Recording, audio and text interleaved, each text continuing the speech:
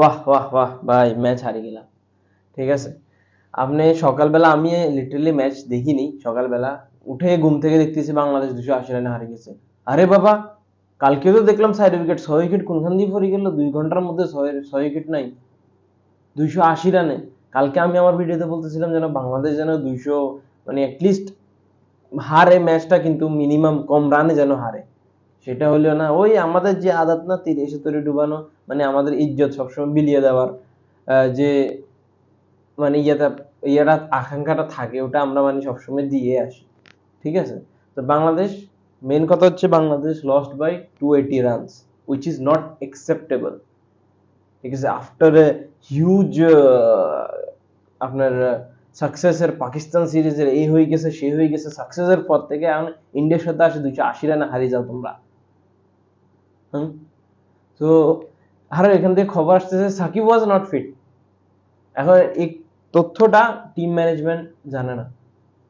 Shakib was literally not fit. ওর ফিঙ্গারে যে বলে ওভারে অপারেশন হয়েছিল, ওর ফিঙ্গারটা মানে ফুলে, ওটা ওই যে ফিঙ্গার স্পিন যেটা আর কি, ওটা আপনার শক্ত হয়ে গেছে বলে। এখন ওটা দিয়েও মানে ফিল করতেছে না, বল ঘুরতেছে, মানে স্পিন করার জন্য যে ফিঙ্গারিং স্পিন যেটা লাগে, ওটা ফিল করতে পারতেছে না। এটা কি সাকিবের আপনার কি বলে, পান থেকে চুন খুঁজলে আপনার এত বড় বড় নিউজ হয়ে যায়। সাকিবের এত বড় অপারেশন হয়েছে, হাতের অপারেশন হয়েছে, এখন টিম ম্যানেজমেন্ট জানে না, এবং আপনার ডক্টর, আমাদের যে বিসিবির ডক্টর অফিসের দেবাশিস চৌধুরী, ও পর্যন্ত জানে না। কনফার্ম, এটা কনফার্ম নিউজ।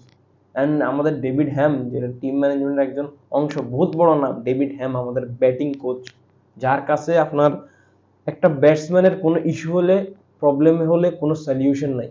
ওকে যখন সাংবাদিক জিজ্ঞেস করে যে আপনার টিমের প্লেয়ার সাকিব আল হাসানের আঙ্গুলের মধ্যে বড় সমস্যা আছে, আপনার ইন্ডিয়ার একটা মুরালি আন্না, আই গেস ওর নাম, কমেন্টেটর, ও মানে কনফার্ম করছে এবং এরকম বলছে, আই হ্যাভ নো আইডিয়া, কারণ আমার টিম ম্যানেজমেন্টের কোনো আইডিয়া নাই এই ব্যাপারে। হোয়াটস গোয়িং অন, মানে কি এটা, কি হইতেছেটা কি? আর আমরা কোচ, আমরা আপনার হাতুরু সিংকে সব ক্রেডিট দিচ্ছি।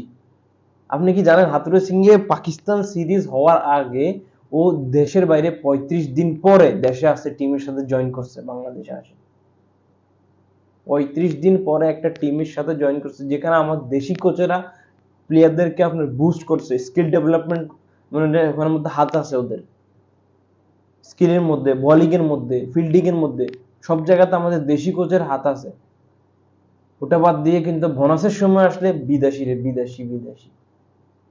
এখন আমি আরেকটা উড়া উড়া খবর আসতেছে যে that Bangladesh BCB should extend Hathuru Singh এর আপনার কন্ট্রাক্ট ফর মোর 2 ইয়ার্স। ওর হাতের ছোঁয়ায় বলে বাংলাদেশ বলে বদলে যায়। পুরা আমাদের পুরা বিসিবিটা চলে সিন্ডিকেটের দ্বারা, এবং ওই সিন্ডিকেটের নাম হচ্ছে শ্রীলঙ্কা, শ্রীলঙ্কান সিন্ডিকেট। জাতীয় দলের হেড কোচ শ্রীলঙ্কান, আপনার গ্রাউন্ডস কমিটির হেড শ্রীলঙ্কান। আমি বলি হেড কোচ, এখানে ওদেরকে কেন আপনার এরকম এক্সট্রা অ্যাডভান্টেজ দেওয়া হয় শ্রীলঙ্কানদেরকে জানেন? ওদের যে মানে যে স্যালারিটা আছে না, ওইটার আই থিঙ্ক 30 to 40% একটা সিন্ডিকেটের কাছে যায়, উইচ ইজ বাংলাদেশি। আমাদের বাংলাদেশি অনেকজন আছে যারা মানে বিসিবির ভিতরে এখনো আছে, যে ওদের আপনার পার্সেন্টেজ খায় ওদের স্যালারি থেকে। কারণ বিসিবির থেকে 14,000 কোটি টাকা আছে, 11,000 কোটি টাকা, 10,000 কোটি টাকা, টাকার কোনো অভাব নাই। They have lot of money. টাকা কোথায় যে খরচ করবে ওটার কোনো মানে প্ল্যানই পাইতেছে না ওরা। ঠিক আছে, ওখানে একটা স্টেডিয়াম খুলে রাখছে আপনার শেখ হাসিনা, স্বৈরাচারী সরকারের নামে, ওর নামে ওখানে 10,000 কোটি টাকা, 20,000 কোটি টাকা লাগবে, 1,000 কোটি টাকার উপরে লাগবে স্টেডিয়ামটা বানাইতে।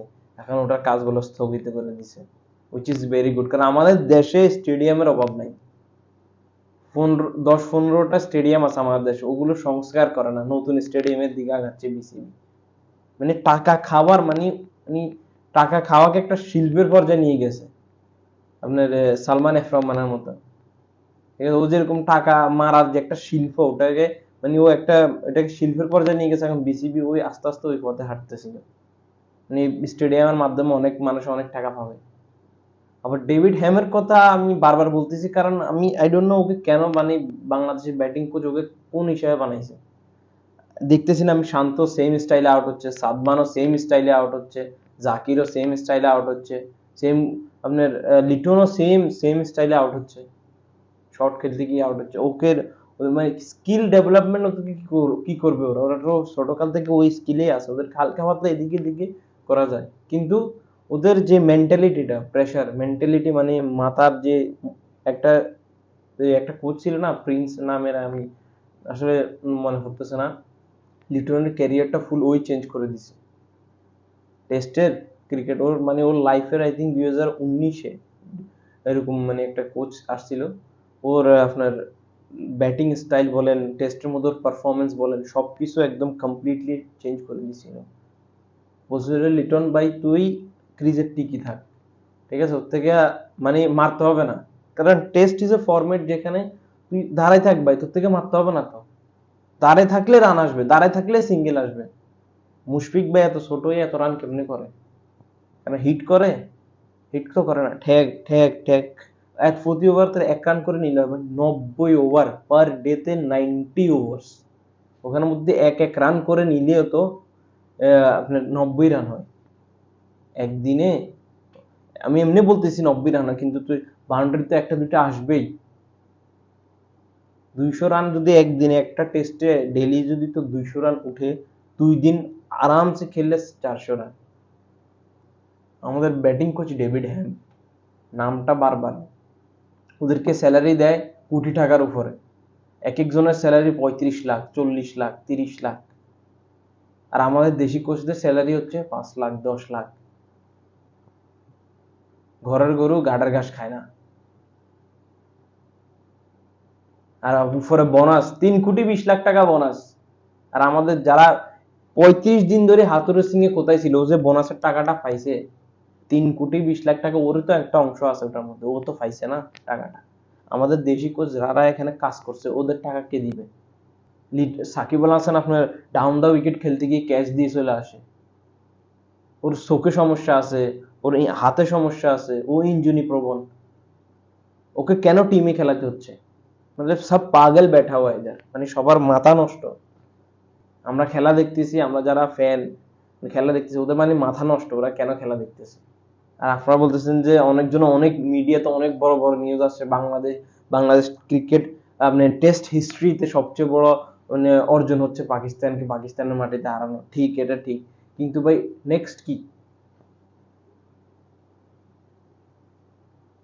নেক্সটটা কি? কোনো প্ল্যান আছে সামনে? যে আপনার ইয়া চ্যাম্পিয়ন্স ট্রফি আসতেছে, ওটার জন্য কোনো প্ল্যান আছে বিসিবি? ওটা ওডিআই ফরম্যাটে হবে। চ্যাম্পিয়ন্স ট্রফিতে কি কোনো প্ল্যান আছে? নাই, কারণ সবাই ওই টাকার ক্যালকুলেশনে মানে গুম হয়ে আছে, এইখানে কত টাকা, ওখানে মানে ওইটার মধ্যেই আছে। 280 রান হারাটা কি ভাই, এটা কোন মানে কি মানে সিরিয়াসলি মাথা আমার ঘুরে মাঝে মধ্যে, যখন ঘুম থেকে উঠে দেখি কি রে, কালকে দেখলাম 4 উইকেট, এখন দেখতেছি নাই, খেলাও দেখতে পারিনি আমি লিটারেলি, এখন স্কোর দেখে বলতেছি। ঘুম থেকে উঠে দেখতেছি বাংলাদেশ অল আউট, আমাদের হাতুড়ে সিংকে রাখতেই হবে, কারণ ওকে ছাড়া আমাদের চলে না, কারণ ওকে ছাড়া আমাদের, আমাদের না, ওকে ছাড়া বিসিবির অনেকজনের ঘর চলে না, কমিশন পায় না। অনেকজন চিন্তা করতেছে ওর মানে কোচিং এর ম্যাটটা বাড়ানোর, এক্সটেন্ড করানো আরো 2 বছরের জন্য।